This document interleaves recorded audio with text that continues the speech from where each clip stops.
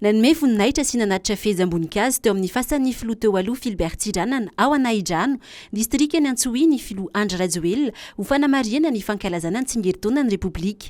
Nanotrona izany Rufine Tsiranana, zanakavavy ny filoha teo aloha sy Juliana Tsiranana, iray amin'ireo zavikeliny. Notokanan'ny filoham-pirenena androany tany Anahidrano Antsohihy ny fobe mpamokarana herinaratra mampiasa ny herin'ny masoandro sy solika na centrale photovoltaïque hybride thermique ny Jirama.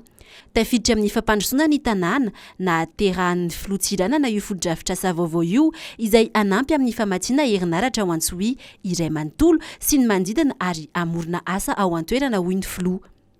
Ny orinasa First Energy sy ny vondrona SMTP no misahana ny asa fanamboarana.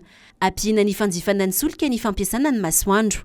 Ahitana panneau solaire 204 ity foibe ity, izay afaka mamokatra herinaratra avy roa eny amin'ny filana ao Antsohihy araky ny talen'ny orinasa First Energy Shaim Ismaël.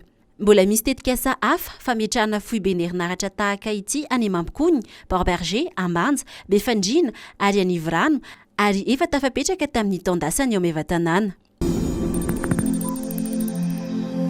Namoaka tety androm-pampianarana 24 raika amby 24 ny ministera ny fanabeazam-pirenena. Aharitra 530 herinandro izany ary izara fepitaona 3. Fepitaona voalohany 9 oktobra hatramin'ny 12 desambra, 7 desambra hatramin'ny 3 janoary fialan-tsasatra ny Noely. Fepitaona faharoa 4 janoary hatramin'ny 2 aprily 2024, 3 hatramin'ny 12 avrily fialan-tsasatra ny Pâques.